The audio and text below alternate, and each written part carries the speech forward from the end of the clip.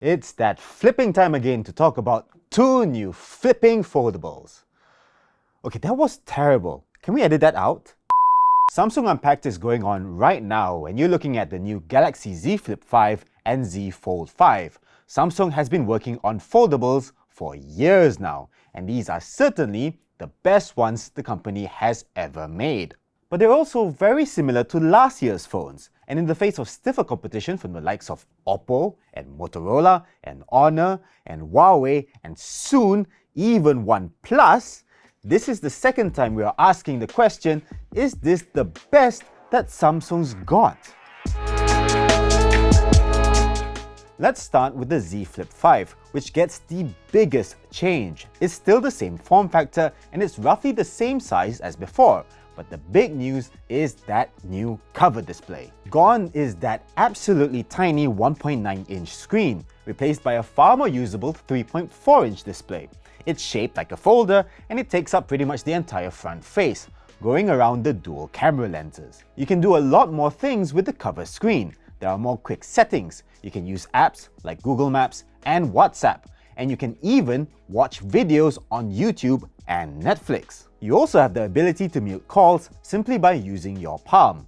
What's more, there's a full QWERTY keyboard to type your messages. Take that, Oppo! Best of all, the camera viewfinder is no longer cut off by the confines of a tiny screen. What you see on this display is what you get, and you can even change the aspect ratio if you want to shoot 4:3 or 16:9 photos. Another big change is the hinge design. Samsung has finally adopted a teardrop folding mechanism that allows the phone to fold completely flat. That gap in the middle, that's gone now, so the Z Flip 5 is 2.5mm thinner than before when folded. It's not all perfect though. The Z Flip 5 still doesn't open the full 180 degrees, and you have to sort of pry it open to get it to lie flat.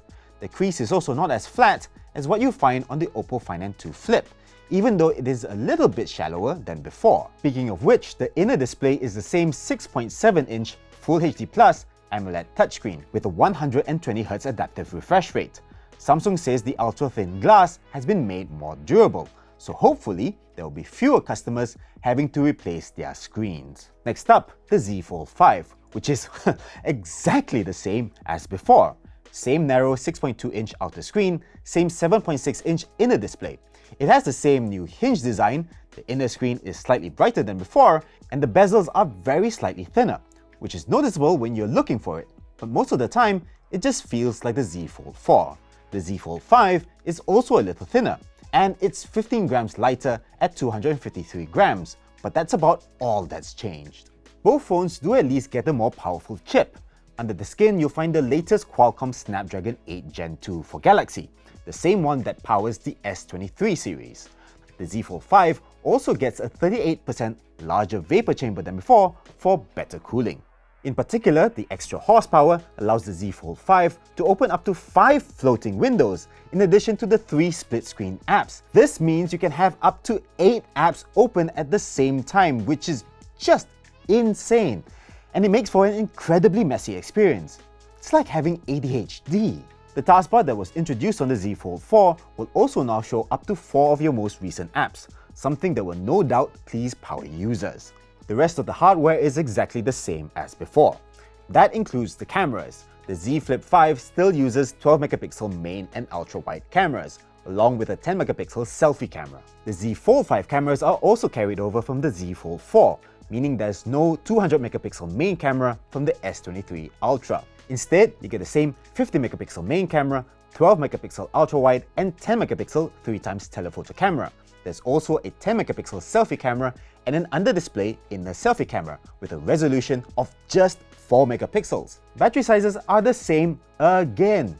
3700 mAh for the Z Flip 5 and 4400 mAh for the Z Fold 5. You also still get just 25W fast charging, 15W wireless charging, and 4.5W reverse wireless charging. Samsung does at least promise that the more efficient chip will free up slightly more battery life on both devices. Aside from that, you get 5G, Bluetooth 5.3, and Wi-Fi 7 connectivity, along with NFC, a side fingerprint sensor, face unlock, and stereo speakers on both devices. The Z Flip 5 and the Z Fold 5 also feature Corning Gorilla Glass Victus 2 at the front and back, and they're also still some of the only foldables to come with IPX8 water resistance, although there's still no dust resistance. Overall then, the Samsung Galaxy Z Flip 5 and Z Fold 5 don't really move the needle when it comes to foldables, which is a real shame considering how strong the competition has been this year. I was especially looking forward to a better camera setup or at least a larger battery for the Z Fold 5, as those were the two things I found lacking with the Z Fold 4. But the Z Flip 5's larger display does at least bring a whole new dimension, and I can't wait to really explore all the things it can do. In the meantime, Nicole, put the prices up on the screen right now.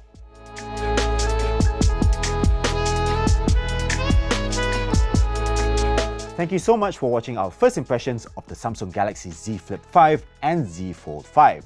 What do you think? Has Samsung done enough to update these devices, or will you look elsewhere for your next foldable? Let us know what you think in the comments down below. Samsung has also introduced the new Galaxy Watch 6 series and the Galaxy Tab S9 series, and you can find out more on soyachinchao.com. If you enjoyed this video, give us a thumbs up, subscribe to our YouTube channel, and ring the notifications bell icon so you don't miss any of our future videos. Read all of the latest tech news on soyachinchao.com. You can also find us on Facebook, Twitter, Instagram, and TikTok as well. As always, stay awesome. I'll see you in the next one. Bye-bye!